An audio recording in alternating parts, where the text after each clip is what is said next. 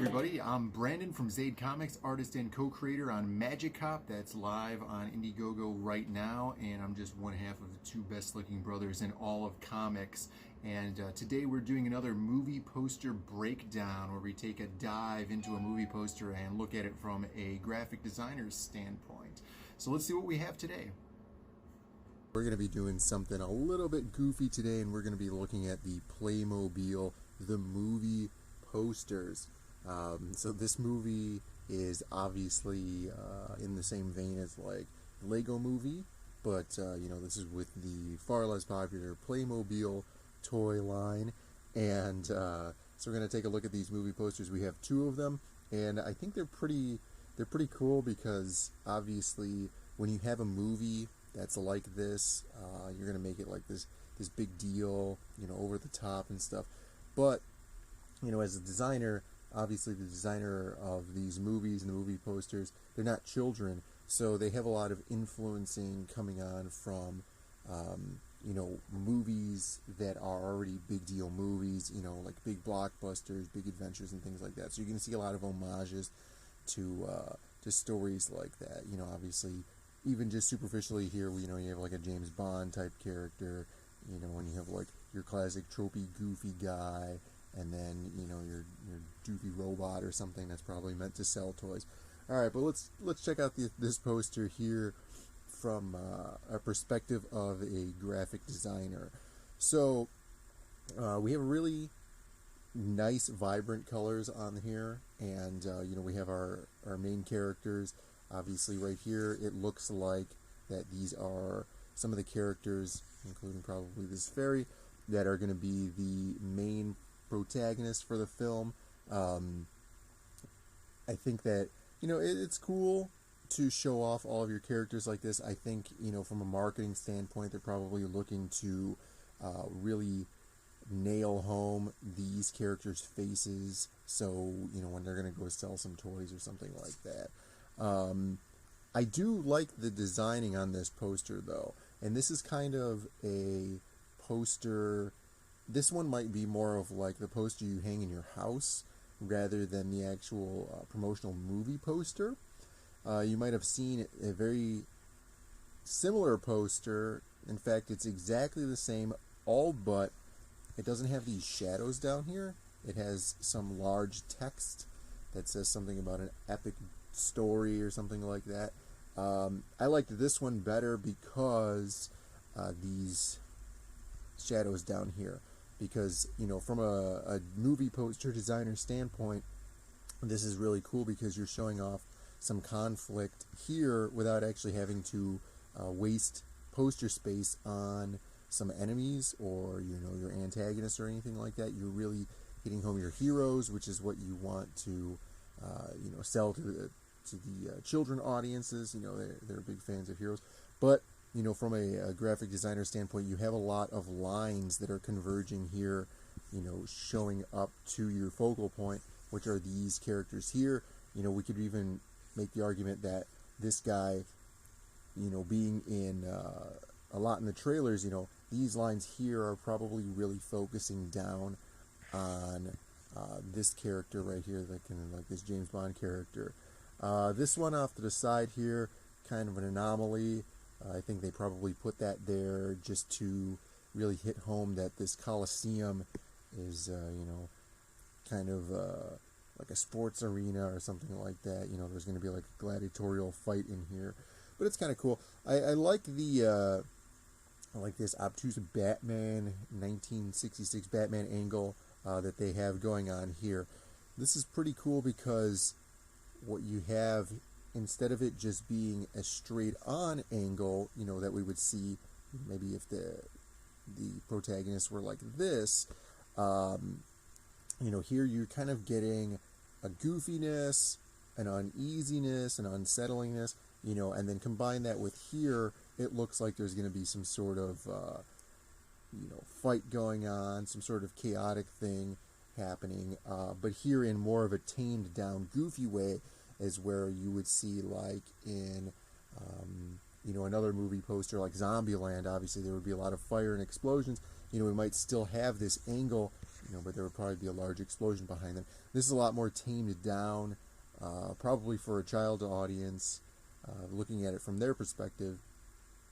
But they do a good job here because, this is inherently meant, or psychologically, people pick up on this as like, that uneasy feeling that's, something's not quite as it seems.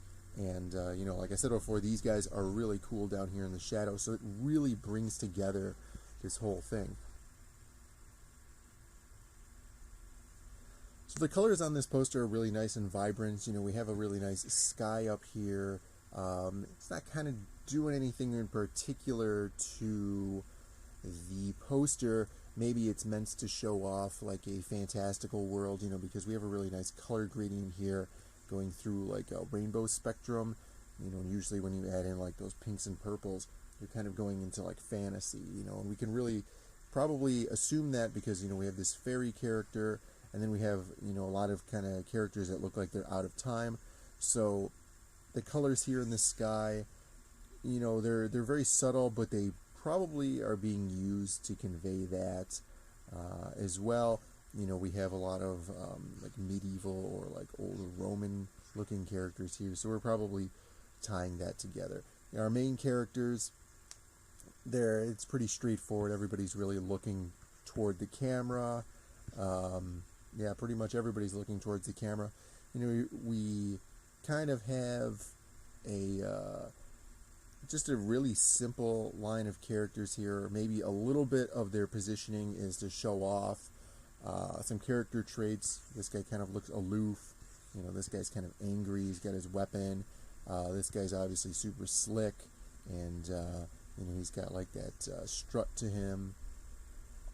This character is obviously, the badass. So, from a graphic designer perspective, I think that this is it's a pretty well done poster. I think it's very simple, but it does have some really nice hidden elements to it that kind of lend more than what you would see if you were just looking at like a toy box or something like that. I think that the promotionary studio who's doing this poster did a nice job of conveying what this movie is going to be, what we could probably expect out of this movie. Like I said before, there's another one with some words down here that say something about an epic adventure. It doesn't have these shadows. I really wish the other poster had left these shadows in here, but then also put the text, because the text is really good, because like in the next poster we're going to check out, it's the tagline of the movie, and something like that can really stick in your mind when you have that. Like, for example, here, this is the other poster. So we have up here, which is very comedic, very bold, very easy to read from far away. You're down the aisle in a movie theater, or maybe this thing is like one of those giant 25-foot posters that are hanging up in your megaplex, near the ceiling, something like that. Very large font on a white background. Actual size of epic adventure not shown here. It's pretty funny. It's playing on, how small these toys are. But the adventure is very, very grand, and this is a pretty classic move for movie posters. Very, very broad, very bold text. The blue is a very interesting color. Blue can be used to convey a lot. If you were using blue in a movie poster, kind of in the actual art, blue is very psychological. You can get a lot of psychological thriller stuff out of the color blue, or you could put it in like an action movie to convey a message or something like that. Here, I think the blue is used more in the like traditional sense, where blue is a very calming color. Blue is not there to aggravate you. It attracts the eye. It's a very high energy color, but it's super calming. So for children or for families, it's a really good color to have on your poster in a very large quantity.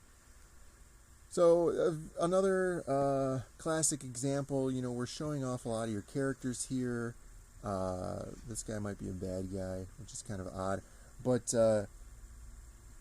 basically, this is kind of like a poster with a million faces. Even though these are not all actors, they're really meant to showcase your characters. They're meant to showcase like your merchandise spotting stuff that you're trying to show off here. And then we have this guy, this big dinosaur here. He's doing a really good job of evening out this poster. Because we would have, like, let's say we took out the fairy, we took out the dinosaur. We would have this line, and it would trail off, and this poster would be really empty. So by adding in this dinosaur, you're really balancing out this poster. It goes down, and it comes back up with the fairy over here. There could have even been something else over here. That would have been really nice. But, maybe it doesn't need it, because this is kind of empty and so heavy here. So if we go like this and we'll bring it back down, it kind of plays. We have product placement. This looks like the Porsche logo, so that's kind of funny. Cool car, obviously that's going to sell. From a graphic design standpoint, the white background is used a lot in a lot of different types of movies. I think like comedy is a really big one for white backgrounds. We've seen it on some other posters, but usually it's meant to pinpoint your characters, and you're really not setting up too much stuff. Here, I'm not really sure if they're going for that. Obviously it's really easy to throw some stuff onto a white background and then just say we have this huge adventure. Maybe this is a very early poster. We could see down here it says coming soon, so the release date wasn't out yet, so they weren't finalized with everything. So maybe they don't really know the direction they wanted to go with these posters. I'm not really sure exactly when this poster came out relative to some of the other ones, but I'm sure it was before this one we were looking at over here. So, here maybe it was a little bit on the kind of safety, erring on the side of caution, to not really put a background here. But when you don't put a background, it can really bring focus onto your characters. Like, let's say this wasn't here. This poster could look really cool because you're almost entirely focused on, these bigger faces on here. Really showcasing those characters. But as a child's movie, I don't think that they're going to understand that concept. So it is much better that you do put something up here like this. Very easy for them to read. The biggest word here is probably adventure, actual. So it's very, very easy for children to read. The Playmobil, the movie title font here, super classic. It's playing off of the Playmobil, logo from the toys, and then we just have a simple the movie. Like, this is a classic, big, over-the-top, blockbuster, spectacular movie font, and it's curved like a classic, big deal. And then we have the colors, kind of like if it were gold or something like that. This one's more showing like that gradient from red to yellow. Kind of, I don't know, maybe they're showing off, the action-esque side of the movie. I don't know, I feel like maybe they were just going for that more cinematic, kind of like the old 20th Century Fox logo, something where it was kind of like that golden orange. I think that's what they were playing off of. Here, down here, again, we have the use of blue, which is really nice. It's a tie-in to the blue up here at the top. Very calming, very nice. And then we have kind of like that unsettling red and orange down here, which is pretty well used. It's pretty common. I think it's kind of like a trope to put this if you're going to do like a comedy movie or like a children's movie. These adults, they have a lot of fun kind of doing homages to old movies, especially when they're making a goofy movie like this. And, you see it in stuff like this, which is pretty cool. Obviously, you're going to get things like that.